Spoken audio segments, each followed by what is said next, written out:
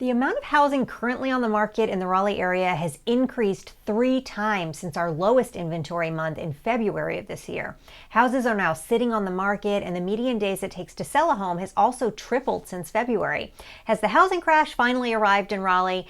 To know whether this is just the beginning of the free fall into a housing crash worse than anything we've ever seen before, we need to look back into the 2 most devastating economic crashes in American history to look for clues. That's right, we're going back to the 1929 stock market crash, which was followed by a housing crash, and the 2008 stock market crash, which was also followed by a housing crash. I'm telling you that if you understand the dynamics of these 2 crashes, you will understand the true risks in our current market.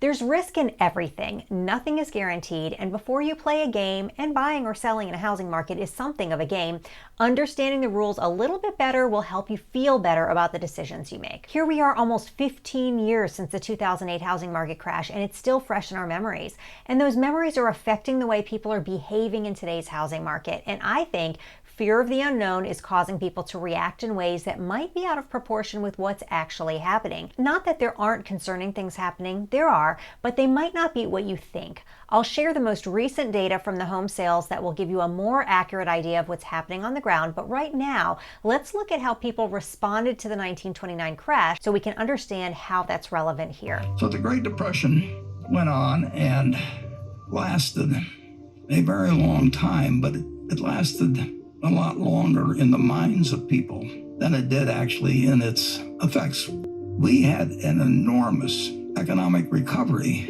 but the minds of people had been so scarred, the memories parents told their children, it affected stock prices in a rather remarkable way. It was January 4th of 1951 before the stock market got back to where it was at that earlier time. So at the start of 1954, the stock market the Dow was only at about 280 or thereabouts at the start of the year, to a little over 400 at the end of the year. And as soon as it went across 381, that famous figure from 1929, when it went to 400, everybody wondered, is this 1929 all over again? In 1954, people were really worried because they felt like there was a level at which the stock market could not get to without having another crash. They thought that there was something magic about the price of stocks at which the market would naturally implode if it went above that price. But there's something they didn't understand, and that we need to understand about the housing market today, because it's the exact same principle. We need to understand why the stock market got overvalued in the first place. In the 1920s, we were shortly outside of World War I, and Americans were feeling prosperous.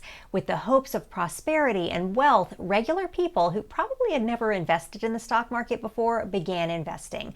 They became exuberant about buying stocks, thinking that stock prices would just keep going up, and they could cash in anytime they liked.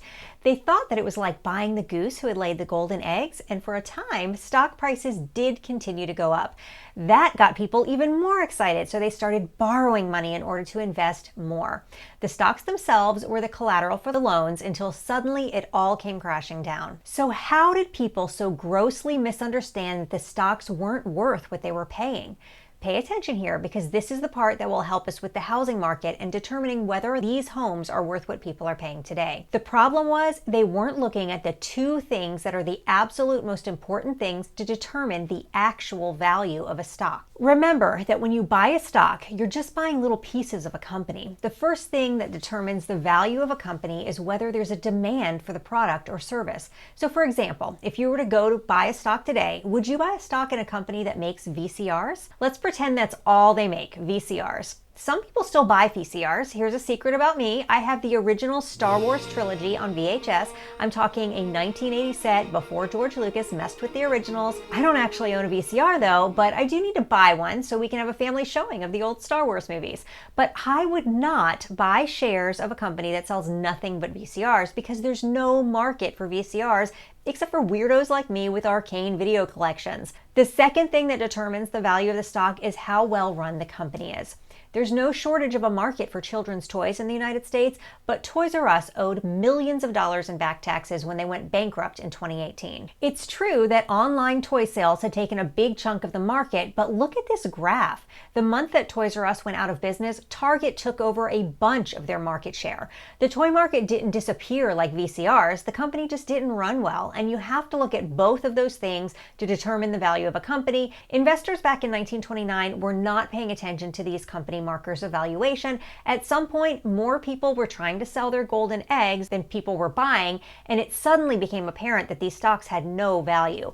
And then even more people who were holding stocks realized they needed to cash out quick, but it was too late. It took 3 years for the market to hit bottom and 25 years for the market to get back to its previous high. Of course, now that the stocks had no value, the banks couldn't just repossess them as the loans defaulted. They had to call in loans on other things like homes and businesses to keep from going bankrupt themselves. It was a huge mess. Like the stock market in 1929, the last 2 years in the real estate market, we've seen extraordinary run-up of prices on homes all over the country. Is this a replay of the years running up to the 29 crash?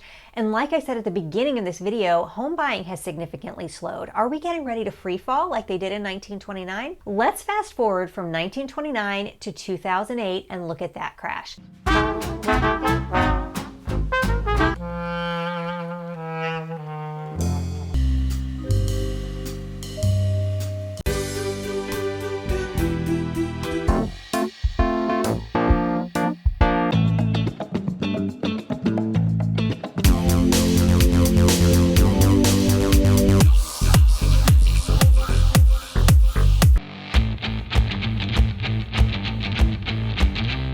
Did the same thing happen? 10 years before the crash of 29, exuberant ordinary Joe Americans who didn't understand what made a company valuable started investing in the stock market and treating it like a money tree because they didn't understand that it wasn't just a game of luck, it was a game of strategy. 11 years before 2008 was the beginning of the explosive growth of the subprime mortgage industry, which was the equivalent, at least it created the equivalent, of the ordinary Joe in 2008. Let me explain. In 1999, the growth of government-sponsored mortgage companies Fannie Mae and Freddie Mac made it possible for people who previously couldn't get a mortgage because they had bad credit or not enough income or both to get a mortgage. I'm going to be able to refinance. On all my loans? What do you mean all your loans? I have 5 houses and a condo. Then those same Joes and Janes began treating the housing market like a money tree, just like in 1929, buying homes and reselling them quickly because with this new demand, which obviously wasn't a true demand, the values were increasing so quickly that these new homeowners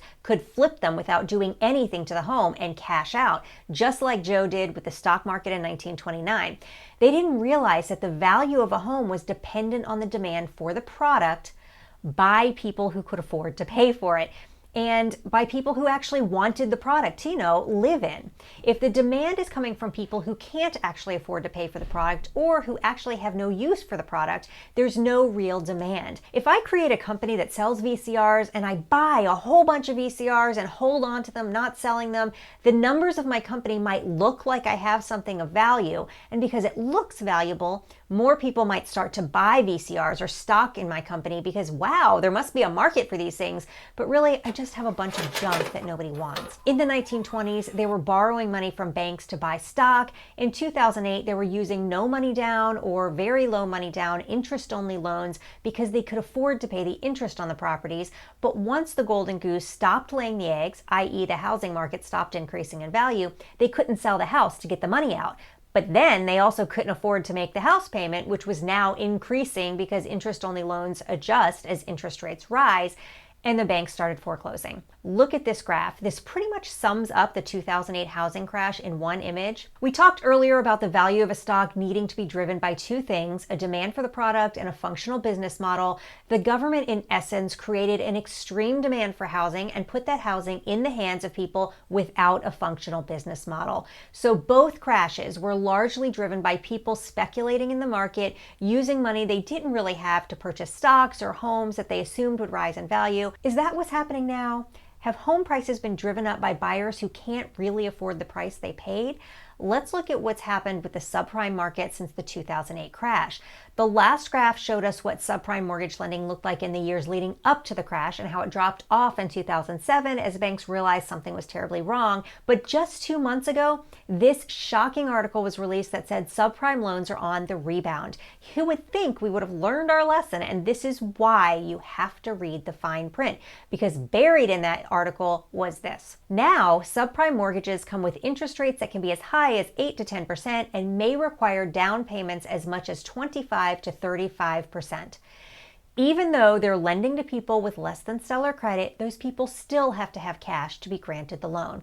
And now it makes sense why the percentage of subprime mortgages through 2021 remained around 2% of all mortgages issued, because most people who don't have good credit don't have that kind of money to put down on a mortgage. Back in 2008, subprime loans were around 20% of total loans. Now, even if banks were issuing subprime loans like candy on Halloween, here is one last piece of evidence that housing prices are based on real demand and not a fake government Ponzi scheme. Buyers flush with cash, either paying cash for the whole house or providing extremely high down payments, were outcompeting less financially stable buyers so that they, the less stable buyers, in essence, were pushed out of the housing market. I know for sure in my area, getting a buyer under contract with a low or zero down loan was virtually impossible. Sellers simply wouldn't accept those offers when more qualified buyers could provide heavy deposits or appraisal gap promises. In essence, these financially strong buyers were saying, we are not dependent, or at least not fully dependent, on mortgage companies in order to buy. We're willing to risk $20,000, $50,000, $100,000 of our own cash to buy this house, and often much more, with heavy down payments in addition to those non-refundable deposits. I've been following housing market trends since I bought my first home in 2001, and I've never seen this kind of true demand ever in the market. Obviously, I feel that the current home prices, at least here in Raleigh, are supported by actual value and not a Ponzi scheme like 1929 and 2008. But obviously, there's also been a slowdown in the market over the last month or so. How can we tell where this is going? There are definitely a lot more people dropping their price on homes they are listing. In February of this year, 7% of people dropped their price from the list price before they went under contract. For the homes that closed this week, 28% of listings dropped their price before they went under contract. The thing that I have suspected all along with this shifting market is that we are finally going back to a normal market, and I'll prove it to you. In February of this year, only 7% of people dropped their price before getting under contract, but in February of 2019, 29% of sellers dropped their price before getting under contract. And in August of 2019, 25% of sellers dropped their prices. Sellers overpricing their homes and then dropping the price to something reasonable is normal. It's something we realtors talk about constantly. How do you get a seller to price their home accurately from the beginning? It's an age-old problem, but it gets even more interesting. It seems like February of 2022, when we had the shortest days on the market and the least number of people dropping their prices, was the best market for sellers, right? Actually, no. The median price in February of this year, the hottest month of the year, was $425,000 in Wake County. The median sale price this week, the first week of August, $497,000. The median home today is still selling for about 1% over list price. There's still competition in the market, and sellers still have the upper hand. We've got about 1.3 months of inventory on the market, which is significantly less than the 6 months of inventory needed before it shifts to a buyer's market. So what will happen in the future? You remember back in 1929, it took investors 25 years to feel comfortable enough to buy stocks before prices made it back up to the high of 1929. People are absolutely nervous about buying into the housing market, but the one big difference between buying stocks and buying homes is that people need a place to live. And one, we still have a shortage of homes for sale, and two, there's a large pool of people who can afford to buy them. There's no doubt that there's a slight lull in the market, if you could call a month of inventory a lull, but I have the feeling that spring could bring another spike in home sales. Of course, my crystal ball is still in the shop. If you like this video, you might also like this one about the secret information I learned about companies who are growing their footprint in the Triangle.